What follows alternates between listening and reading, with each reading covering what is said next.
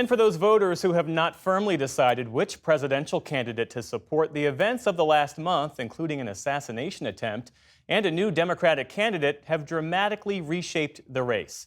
Lisa Desjardins connected with the type of voters likely to decide the election before and after those shakeups. We heard from thousands of voters across the country, different ages, politics, and walks of life, all dreading this election. I'm wishing for something like normal. I feel despondent. I feel that there is no good choice. I just feel overall really disappointed and really hopeless. We'll highlight a few now. In June, they were unhappy. Frustrated, disappointed, let down, a little dejected. But just weeks later,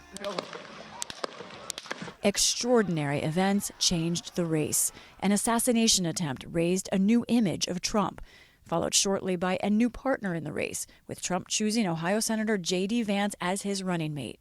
And just days later, I've decided the best way forward is to pass the torch to a new generation. Biden was out of the race. Vice President Kamala Harris was in. But what did all this mean for voters? From our deciders, we have a snapshot of the change. It was large for Anna Fernandez, a 22-year-old in Miami about to go to law school. Here's how she felt over a month ago. I have not a lot of confidence that things are going the way that they should in this country, but trying to maintain hope. But her feelings now? I feel joyful, excited, so hopeful, so excited. Anna, who's finishing a gap year before law school, is herself an immigrant from Cuba. She crossed the border as a 4-year-old and sees her family as part of the American dream. But she also sees immigration policy that is failing both migrants and the border itself. A Democrat, she trusts Harris more than Trump to improve things. She has questions about Harris, but she's ready for a new generation and all the memes that Harris has sparked. You think you just fell out of a coconut tree? She's definitely energizing me. Well, I love to think that I'm a serious consumer of news. I also love when Charlie XCX tweeted that Kamala is rat. That made me very happy. It was almost like a cloud had lifted. In New Mexico, Carlin Pinkins has a sense of hope, too. But it may not help Harris. Pinkins is a graduate student and working multiple jobs. She has a full life, trivia nights, and getting outdoors.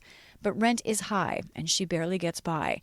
She believes both parties are failing people like her.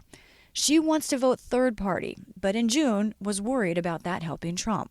This was her then. We have these two candidates that don't care about people in my situation. And I'm steadily year after year watching things for me and my friends and people in my community get worse. And now?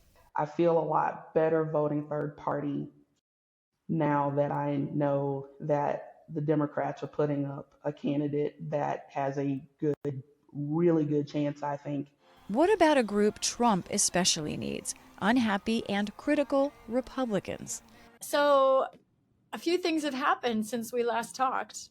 They have. It's been quite an experience here so far. I told you I wasn't too excited for this election cycle, and I guess that's probably been the most exciting one we've had in a while. Zach Horn is a teacher in Western Pennsylvania, a family man and sports fan with 2 kids. He's highly tuned in to the election. In June, he was undecided. This is the first year where I'm just not as excited as I would have been in the past. So I think that's where that disappointment feature comes in. But 3 weeks later, the assassination attempt just an hour from his home put Trump in a more human light for him. It helped to make him more personable, I guess is what you would say. So in a way, in terms of the vote and things like that, it kind of moved me closer to a Trump vote. He watched the Republican convention thinking perhaps Trump would be a unifier. Thank you very much. And for 25 minutes, Zach heard a candidate he could support. But then the speech and Zach's thoughts changed again. It became a stump speech.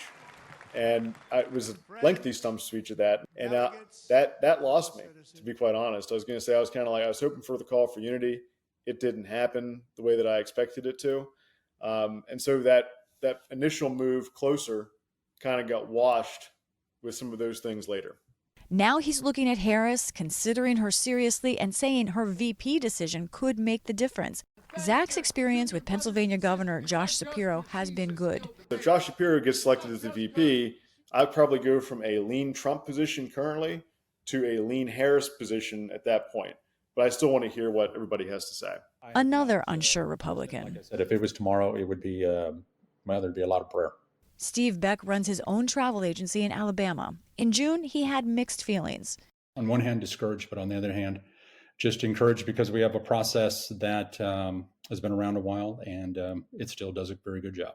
He remains disappointed, but he's trying to move past it, even as he still doesn't love the candidates or how they got here.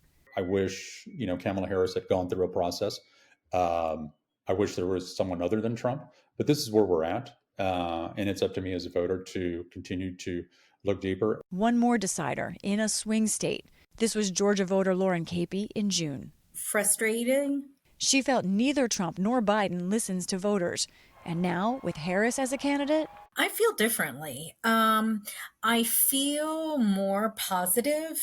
I feel like maybe she's more in touch than he is. Of course, she's younger and she's female. Capey works for the Social Security Administration and finds joy in travel.